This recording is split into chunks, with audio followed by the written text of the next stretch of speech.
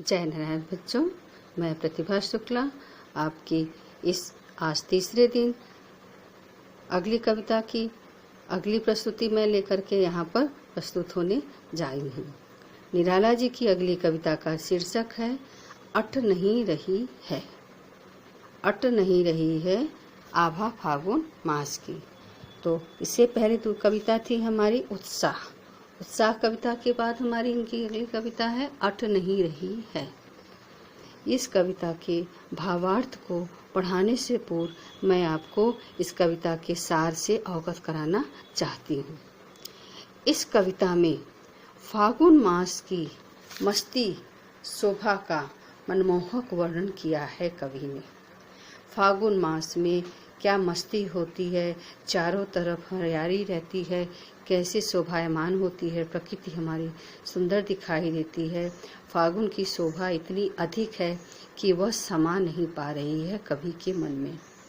कभी इन मादक हवाएं हैं, कहीं कवि के मन में गगन में उड़ते पक्षी दिखाई दे रही हैं, कहीं वृक्षों में लाल हरे पत्ते उगाए हैं, कहीं रंग बिरंगे फूल उगे हैं। हर जगह शोभा ऐसे खिली है कि वह समाये नहीं समा पा रही है और बाहर झलक रही है। कवि को ऐसा लग रहा है कि चारों तरफ वातावरण में कहीं पक्षी उड़ा दिखाई दे रहे हैं, तो कहीं वृक्ष लाल हरे पत्ते वृक्षों में लगे हुए हैं और हमारी प्रकृति बड़ी मनमोहक और सुंदर दिखाई दे रही है और उसकी सुंदरता जो है समा नहीं पा रही है। तो कविता है हमारी अट नहीं रही है आभा फागुन की तन, सट नहीं रही है। अट नहीं रही है आभा फागुन की तन, सट नहीं रही है। कहीं सांस लेते हो, घर घर भर देते हो, उड़ने को नभ में तुम पर पर कर देते हो। आँख उठाता हूँ तो हट नहीं रही है। पत्तों से लदी डाली, कहीं हरी कहीं लाल, कहीं पड़ी है उर में मंद गंध पुष्प माल, पाट पाट शोभा श्री पट नहीं रही है। यह कविता हमारी बहुत छोटी सी कविता है जो फागुन मास की सुंदरता के बारे में कवि ने बताया है। अट, अब हम आते हैं इसके शब्दार्थ में। अट का अर्थ है समाना, प्रवेश पाना। आभा चमक ज्योति।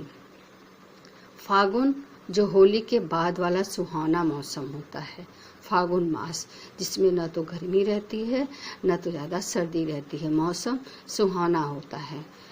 और नभ का अर्थ हुआ आकाश, उर हृदय, मंद धीमा, पुष्पमाल फूल माला, पाट पाट जगह जगह, शोभाश्री सौंदर्य से भरपूर।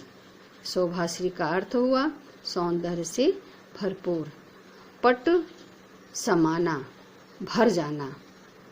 तो ये आपका हुआ शब्दार्थ। अब हम आते हैं इसके भावार्थ की तरफ।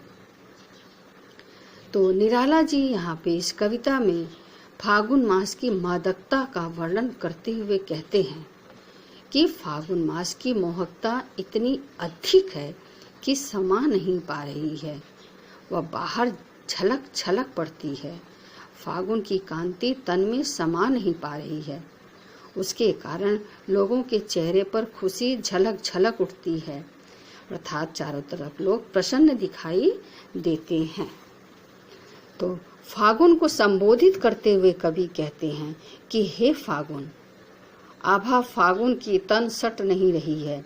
हे फागुन, कहीं सुगंधित हवा का झोंका उठता है तो लगता है तुम खुलकर सांस ले रहे हो, कहीं सांस लेते हो। ऐसा लगता है जैसे तुम कहीं सांस ले रहे हो।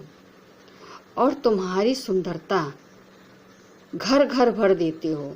तुम्हारी सुंदरता से पूरे घर में लहरा उठती है, पूरे घर में तुम लहरा देते हो अपनी सुंदरता को। और लोगों के घर रंग बिरंगे फूलों से खिल उठते हैं, जिसमें उनकी शोभा और बढ़ जाती है। कहीं सांस लेते हो, घर घर भर देते हो, उड़ने को नभ में तुम पर पर कर देते हो। तुम वातावरण में ऐसी मादकता भर देते हो कि पक्षी आकाश में पंख फड़फड़ाते हुए उड़ने को आतुर हो उठते हैं। उड़ने को पक्षी आकाश में पर पर कर देते हो, पंख उड़ाते हुए उड़ने को आतुर हो जाते हैं। लोगों में उत्साह से तरंगित उठता है मन। कभी फागुन को कहते हैं कि तुम इतने सुंदर हो कि तुम्हें आँख हटाता हूँ तो, तुम इतने सुंदर हो कि मुझे तुम्हें निरंतर देखते रहने क्या जी चाहता है, और मैं तुम्हारे सौंदर्य पर से आँख नहीं हटा पाता हूँ। आँख हटाता हूँ तो हट नहीं रही है, मैं हटाना भी चाहता हूँ तो मेरी आँखें हट नहीं रही हैं और सुंदरता को देखने के लिए लालायित हो रही हैं। पत्तों से लदी डाल कहीं हरी कहीं लाल। और फागुन में वृक्षों पर क्या होता है, जब हमारे बसंत का मौसम आता है उसके पहले पतझड़ होता है, पुराने पत्ते हमारे पेड़ से गिरते हैं, वो झड़ जाते हैं, फिर उनमें नए पत्तों की लादियाँ ढल जाती हैं, नए नए कोमल कोमल पत्ते पेड़ों पर आ जाते हैं। तो यहाँ पे कवि ये कह रहे हैं कि पत्तों से लदी डाल कहीं हरी कहीं लाल। लाल लाल जो कोमल कोमल होती हैं, कोमल जो पत्ते होते हैं उनको वे लाल लाल दिखाई देते हैं। तो फागुन में वृक्षों पर नए पत्ते लग गए हैं, कहीं हरे हरे पत्ते उगाए हैं तो कहीं लाल लाल उगाए हैं, और कहीं वृक्षों के गले में कहीं हरी कहीं लाल, कहीं पड़ी है उर में मंद गंध मुस्प माल। कहीं वृक्षों के गले में मंद मंद सुगंध वाली फूल माला दिखाई दे रही है। आशय यह है कि किसी वृक्ष पर सुगंधित फूल उग आए हैं, और हर जगह जगह पाट पाट शोभाश्री, पाट पाट जगह जगह, शोभा से सुंदरता से भरपूर, जगह जगह सुंदरता से भरपूर पृथ्वी दिखाई दे रही है, और वह इतनी खिल उठी है कि समा नहीं पा रही है और सब जगह प्रकट हो रही है। पाट पाट शोभा सी पट नहीं रही है, पट नहीं रहे मतलब समा नहीं पा रही है, पूरी तरह से वह सुंदरता से भर गई है। ये कवि कहना चाह रहा है फागुन मास की सुंदरता के बारे में। आपको भावार्थ समझ में आया बच्चों? अब हम आ जाते हैं इस भावार्थ के लघु प्रश्नों के उत्तर। लघु प्रश्नों में हमारा पहला प्रश्न है, फागुन की शोभा कैसी है? फागुन की शोभा कैसी है? तो फागुन की शोभा कैसी है भाई? जाहिर सी बात है, फागुन मास में प्रकृति सुंदर सुहावनी हो उठती है और चारों तरफ मादक हवाएं चलती हैं, पक्षी आकाश में उड़कर फड़फड़ाते हैं और वृक्षों पर पत्ते लद गए हैं और कहीं हरे तो कहीं लाल पत्ते उगाए हैं, चारों ओर मंद सुगंध वाले फूल खिल उठे हैं, हर जगह जगह शोभा बिखरी पड़ी है। तो फागुन की शोभा कैसी है? फागुन की शोभा आप जानते हैं कैसी होती है, वो आप लिख सकते हैं।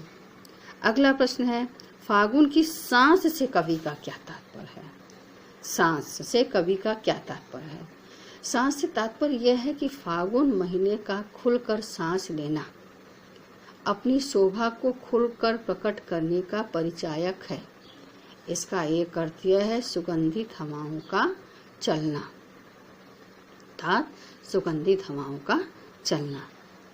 अब बताइए प्रस्तुत काव्यांश में अगला प्रश्न है हमारा प्रश्न नंबर 3, प्रस्तुत काव्यांश में कौन सी भाषा है? प्रस्तुत काव्यांश में कौन सी भाषा है? अब भाषा में हम आते हैं कि प्रस्तुत काव्यांश की भाषा है हमारी, इसका जो है यहाँ पर भाषा कवि ने किया है, हमारी खड़ी बोली का प्रयोग किया है। आपको सीधे दिखाई दे रहा, कहीं भी भाषा कठिन नहीं है, खड़ी बोली का प्रयोग किया है, खड़ी भाषा का प्रयोग किया है कवि ने यहाँ पर, तो यहाँ पर आती है खड़ी बोली। अगला प्रश्न है हमारा, घर घर भर देते हो में कौन सा अलंकार है? घर घर, घर घर में आपका यहाँ पे पुनरुक्ति प्रकाश अलंकार आता है, क्योंकि यह घर घर 2 बार रिपीट हुआ है, इसलिए यहाँ पे पुनरुक्ति प्रकाश अलंकार आता है। हरी लाल, हरी तथा लाल विशेषण किसके लिए प्रयुक्त हुआ है? अगला प्रश्न हमारा ये है, हरी तथा लाल विशेषण किसके लिए प्रयुक्त हुआ है? हरी तथा लाल, हरी और लाल किसके लिए विशेषण प्रयुक्त हुआ है हमारा? ये फागुन मास का ही होगा, तो ये हमारा ये लघु प्रश्न हो गए। लघु प्रश्नों में से हमारे यहाँ पे 4 हो गए। ये अगला जो 5वां है विशेषण प्रयुक्त हुआ है, ये लेकर के हमारा 6 प्रश्न हो गए। अब हमारे कवि और कविता का नाम एक प्रश्न रहता है। तो कवि हमारे हुए सूर्यकांत त्रिपाठी निराला, कविता हुई हमारी अट नहीं रही है। ये अट नहीं रही का भावार्थ है, इसलिए इस कविता का शीर्षक हुआ अट नहीं रही है। अब हम आप लोग को, आज आपकी तीसरे दिन की कक्षा है ये, तो तीसरे दिन में हमें आपको इस पाठ को पूरा करना है। इसलिए बच्चों हम आ जाते हैं इनके दीर्घ प्रश्नों के उत्तर पर। किसके? अट नहीं रही है आभा के दीर्घ प्रश्नों के उत्तर को। दीर्घ प्रश्नों के उत्तर में हमारा जो पहला प्रश्न है उसको आप छोड़ दीजिए, उसको नहीं करना है। दूसरा प्रश्न है हमारा इसमें, कवि की आंख फागुन की सुंदरता से क्यों नहीं हट रही है? फागुन की सुंदरता से क्यों नहीं हट रही है?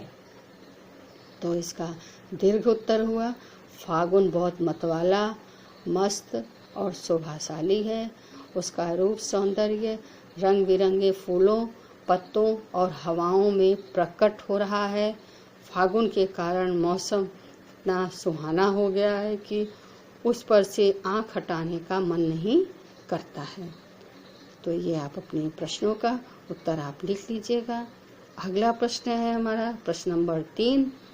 प्रस्तुत कविता में कवि ने प्रकृति की व्यापकता का वर्णन किन रूपों में किया है? प्रस्तुत कविता में कवि ने प्रकृति की व्यापकता का वर्णन किन रूपों में किया है? तो इसका उत्तर आता है, कवि ने प्रकृति की सुंदरता की व्यापकता का वर्णन अनेक प्रकार से किया है। कैसे? उसे हर जगह छलकता हुआ दिखाया है, घर घर में फैला हुआ दिखाया है। कवि ने जानबूझकर उसे किसी एक दृश्य में नहीं बांधा है, बल्कि असीम दिखाया है। कहीं सांस लेते हो का आशय है, कहीं मादक हवाएं चल रही हैं। घर घर में भरने के लिए के अनेक रूप हैं। शोभा का भरना, फूलों का भरना, खुशी और उमंग का भरना, उड़ने को पर करना, ये सांकेतिक प्रयोग किया है कवि ने। इसका विस्तृत अर्थ है, यह वर्णन पक्षियों की उड़ान पर भी लागू होता है। मन की उमंग पर भी सौंदर्य से हटा ना पा जाना इसके विस्तार की झलक देता है। ये कविता के माध्यम से कवि यह जो है प्रश्न का उत्तर ये हुआ कि अट रही है कविता में चित्रित फागुन मास की सुंदरता का वर्णन आप अपने शब्दों में प्रस्तुत कीजिए। ये आपको अपने शब्दों में प्रस्तुत करना है। हमने आपको बताया, आप अपने से भी कर सकते हैं। ये हमने आपको एक आइडिया दिया है किस तरह से हम कर सकते हैं। अगला प्रश्न आता है हमारा, फागुन में ऐसा क्या होता है जो बाकी ऋतुओं से भिन्न होता है? भाई फागुन में ऐसा क्या होता है जो बाकी ऋतुओं से भिन्न होता है? तो इसका उत्तर ये हुआ कि फागुन में वातावरण बहुत मीठा और सुहावना होता है। फागुन में वातावरण बहुत मीठा और सुहावना होता है। धरती पर सबसे अधिक फूल खिलते हैं। आसमान साफ स्वच्छ होता है। पक्षियों के समूह आकाश में विहार करते दिखाई देते हैं। वृक्षों पर नए फूल पत्ते होते हैं। ये विशेषताएं अन्य महीनों में नहीं होती है जो फागुन महीने में होती है। फागुन में न गर्मी रहती है न सर्दी रहती है, मौसम एकदम सुहाना होता है। उसमें हल्की हल्की जो है हवाएं चलती हैं और वातावरण सुगंधमय रहता है और प्रकृति हमारी सुंदर दिखाई देती है। ये हुआ हमारा जो है तीसरे प्रश्न का, चौथे प्रश्न का उत्तर। अब हमारा 5वां प्रश्न आता है कि इन कविताओं के आधार पर निराला के काव्य शिल्प की विशेषताएं लिखिए।